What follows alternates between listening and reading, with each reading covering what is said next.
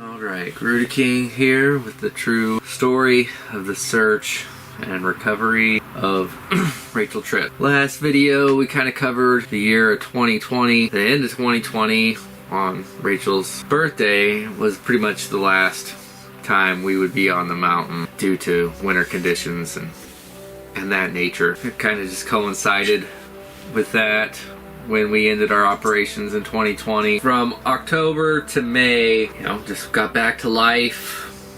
Talked to Brad every few days. He would call me and we'd discuss things and build our friendship further throughout the many conversations that we had over that winter. Brad would always bring up the fire that he found the previous year with him and Barry, and he just kept reiterating that was Ray's fire. I know Ray was there. Come this year, I want to focus more down in that area. And I agreed with him. I told him, I was like, yeah, okay, we pretty much eliminated the whole entire boulder fields and the drainages going down towards the north, towards the road and the trailhead. And that was one area we, did search on a few different occasions, but not thoroughly like we wanted to. So I agreed to do that, to make that our main focus this year of getting down in there and searching. So I agreed to go and, devote resources and time to search in that area. It was kind of the last place to search and cover on the mountain. What was it? The day after my birthday, May 22nd, I get a message from a friend of mine saying that one of her friends, Tom Simon Seth, went missing going up the Hidden Lake Trail. Now, down here in May, it's no snow, fairly warm, maybe rain, but you go over, 3,000 feet and there's a few feet of snow on the ground. She told me that he went missing and search and rescue was out there searching, so we kind of just, held back. She wanted to just let me know because it's so close to my home. We were planning on being up there again to search for Rachel. I think it was 3 days passed by. Conditions were from good to horrible, depending on if it was snowing or not. And SAR ended up calling off the search. So me and Felicia and Woods, we decided to go up there and see what the conditions were like. And, we kind of knew where his PLS is, got some inside information on the situation. So we went up there and did a day search, looking in, moats around cliff faces and tree wells, things like that. Didn't find anything. And then it was a week later, Rose, Simon Seth's friends, reached out to me wanting us to come and launch and search operations missing for Tom. SAR wasn't going to go back out and search until the snow's completely melted off because they believed he was under the snow pretty deep. So we set up a meeting with Rose to come down and discuss what can really be done. Me and Felicia went down for a meeting. Rose was there and a few of her friends and support members, based off of not only what SAR believed, but what I believed is, he was under feet of snow, and it's a waiting game, a time game. Like, you can only, wait for snow to melt in order to really be effective in finding a missing person up there. But nonetheless, Rose wanted someone out there looking. It was really hard to accept that her husband was on the mountain all alone, missing, and everyone was back down here about their daily lives. She had to do something, and she's not capable to go out there and search on her own. Many of her family were not as well. That was the biggest concern for her, was just, knowing that someone was out there looking for her husband, even if it was frivolous at the time. I ended up agreeing to creating a search operations plan, start searching for Tom when it was feasible. So the first part of the plan was just to go up every, week or every 2 weeks and check out the conditions. How fast is the snow melting? How deep is the snow? Various environmental concerns. So from May onward, not only did we have to search for Tom, but search for Rachel as well. Now, I called Brad and explained to him what was going on, and I told him that I believed that I could spearhead 2 different search operations. Where Tom could be, we already cleared that for Rachel, so searching there, we're just searching again, but for Tom. So I was a little bit concerned about that. I totally committed myself to finding Rachel, and I wasn't going to deviate for nothing. But if we could search for Tom at the same time, then let's make it happen. And where we wanted to search for Rachel was still under a lot of snow. From May to June, July, that's what we did. We'd go up and do a little bit of searching, but mainly going up there and getting an environmental analysis. In June, I was talking to Cheryl Phillips, who came out and searched before for Ray, searched on the Sam Sayers mission. So we were discussing, she wanted to come out and help search not only for Tom this year, but also for Ray as well. We discussed a plan. We always do the forward operating base. Her plan was to drive up here with her 5th wheel. Clay at that time, he was out of state as well, in Ohio. Pick up Clay, drive up here, spend a month. She could park her 5th wheel on our property and devote a whole month to searching. Maybe 2. So I contacted Rose and told Rose, hey, this is the plan. We're going to get some canines up here. This is the costs. Will you, pay for Cheryl to come out? She's like, yeah, whatever the cost. So we set that up, and then, it was a week before she was to leave. South Carolina is where she's from. Or North Carolina, I can't remember. One of the Carolinas. She calls me up and she's like, yeah, I don't want to do that. I think it's best if I fly and bring one of my dogs. I'll either stay in a motel or, if you guys can put me up. So we had Felicia put her up. And I was like, so you're going to fly up here, you're going to stay a month, only bring one of your dogs. Yeah. So, I told the change of plans to Rose, and not only do we need to buy Cheryl and her dog round trip tickets, but we needed to buy Clay a ticket as well. No problem. I think it was, like the 5th of July, I went to pick up Cheryl and Clay from SeaTac and come back up, home and getting everybody settled in. Because our original plan of starting the forward operating base was whenever Cheryl showed up. Cheryl shows up, me and Clay, we spend 3 days packing all the gear for the forward operating base up there. Chairs, tons of food, bug nets, water filtration system, portable shower, you name it, just tons of gear. We had to bring up to get set up for when, it was time to everyone move to the mountain and start our weekly rotations off and on. Now mind you, during this time I'm not working that much because I pretty much stopped working, drew upon savings, and did whatever I had to do to survive and get by. Because this is just finally COVID's winding down at this time a little bit. The day that Cheryl was supposed to come to the mountain to start her first week rotation, me and Clay ended up finally putting on the finishing touches of the gear that we needed up there. So there, you know, we had the truck loaded full of stuff.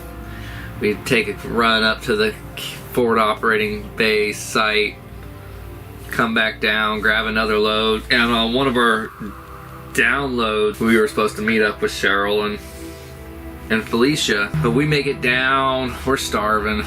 We've just been hiking, you know, 3 miles back and forth on the trail, carrying 40 to 50 pound packs. But we ate something at the truck, took a nap. They didn't show up for like an hour or two, like right before dark. Finally they show up, get on their packs, and we start making it up the trail. You know, you could tell that Cheryl wasn't in shape like she was the previous few years that she was out here on the mountains. But we just, you know, took it slow as possible. You know, it's starting to get dark very soon. We're probably another 45 minutes to an hour before we reach the camp. And you know, the sun's already behind the horizon, but we're out in the open, so you got some light. But if it goes total dark, you don't want to be out there, you know, in the dark on the trail hiking up. And Cheryl and Felicia were just struggling getting up the trail. So I decided, I was like, man, I'm hauling balls to the camp. I ended up just taking off. Clay ended up just taking off. We got to the camp, dropped our packs, came back down to where the girls were, looked at Cheryl, I was like, give me your pack. I was like, you guys are taking too long, you know, it's almost dark and you still gotta get all your gear set up. So give me your pack. She's like, no, take Felicia's pack.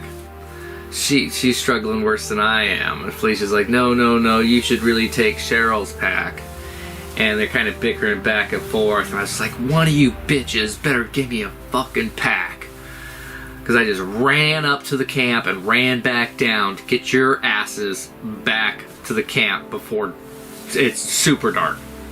It's dark by now. So I take Cheryl's backpack, and at the same time Clay shows up and he snatches Felicia's backpack, and we just haul butt to the camp.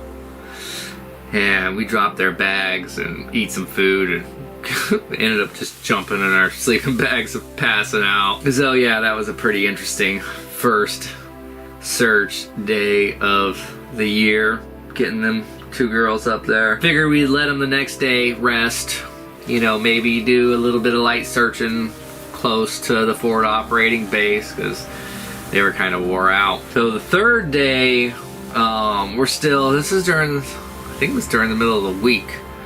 So a lot of our, you know, search volunteers, they're working and could only devote weekends mostly. So we were trying to stay in the area of Tom's PLS. We weren't ready to jump off and start searching for Rachel at that time. We were mainly focusing on Tom. So the third day was me, Cheryl, and Clay was going to go out and search. Clay was going to flank for Cheryl, and I was just going to go search solo in some areas. That was the plan. You know, we left the FOB. We left probably around like 7:30 that morning. Searched the north flank from our camp to Tom's PLS down towards where like the trail would be pretty good, heavily treed and tree wells and things like that.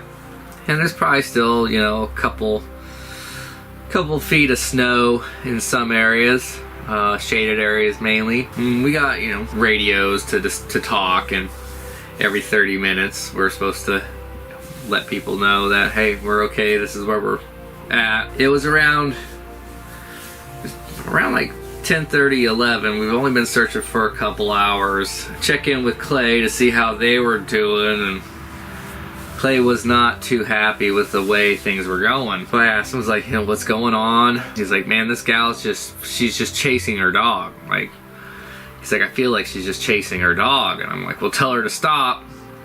And I tried to contact her on her radio, but I guess she had it turned off. I tell Clay, I'm like, look, Clay, you know, you're second in command. You got all, you're the safety and security officer. You have the authority to stop her and turn her ass around and get back to the base. And he's yelling at her, trying to get her to turn around, and she won't turn around. And Clay's like, well, I can't leave her out here. So Clay, took off after her. I go back to base camp just to be there if something goes down. Have lunch. Every 5 minutes, 10 minutes, I'm reaching out to Clay. Radio silence. Reached out to Cheryl. Radio silence. Oh, a couple, 2 or 3 hours pass by. And in that time, I can sense Clay's hostility just rolling up the side of the mountain. I just knew. I was like, oh man, Clay is so angry and upset that I can feel it. Literally. Finishing lunch, was like, I'm gonna have to go search for these people. Search for Clay and Cheryl. Something's not right. They shouldn't be gone this long. I start making my way down the trail, and I get to a good overlook spot where you can see a good section of the trail. Got my binoculars, calling Clay and Cheryl, no answer. And I look through my binoculars and I can see Clay and Cheryl and her dog coming up the trail. And this is afternoon in the blistering sun, just getting baked.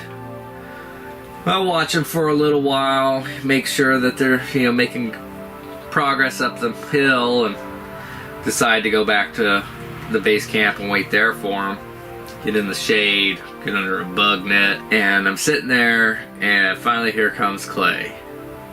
And he shows up, and he throws his pack on the ground, and he's like, dude, we have some serious problems. For the one and only time Clay ever was like, been pissed off at me. Like, seriously. Like, this could get, real physical real quick if I'm not diplomatic here. So I told him, I was like, Clay, sit down. What's going on, bro? Like, come on. Calm down. Sit down. Let's talk about this.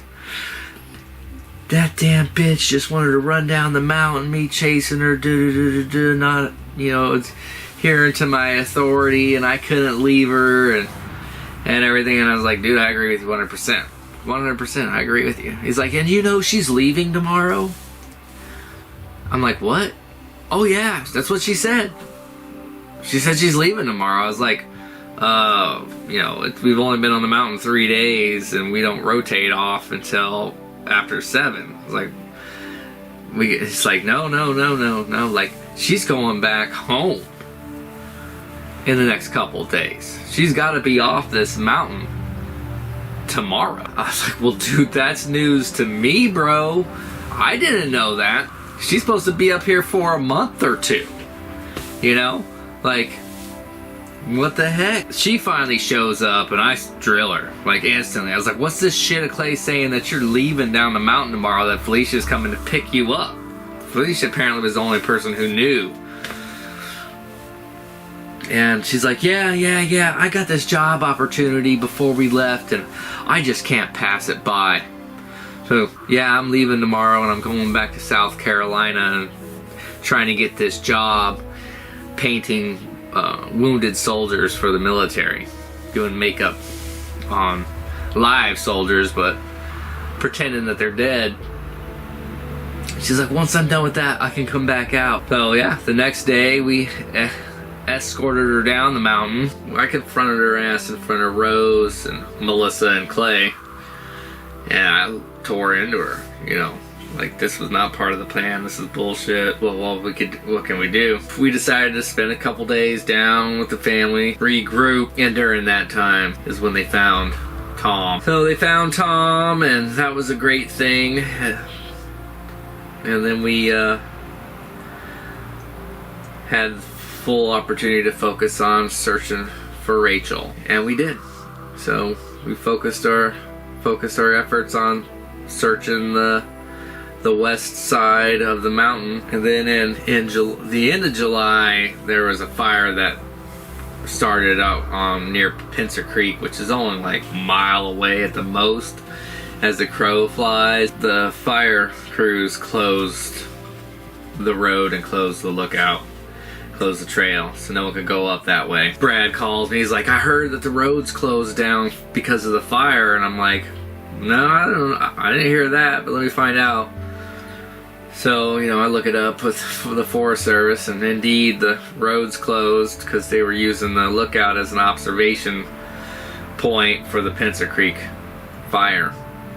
And they were coordinating all their firefighters, and called Brad. I was like, yep, Brad, the road's closed, so we're gonna have to go a different way. And he's like, what do you mean go a different way? He's like, thanks for watching my videos. If you enjoyed it, please hit that like button. If you want to see the rest of the videos in this series, hit subscribe and click that bell for notifications. Really appreciate all your support in this series of videos, and hopefully I do a very good job at explaining what transpired. Thanks again.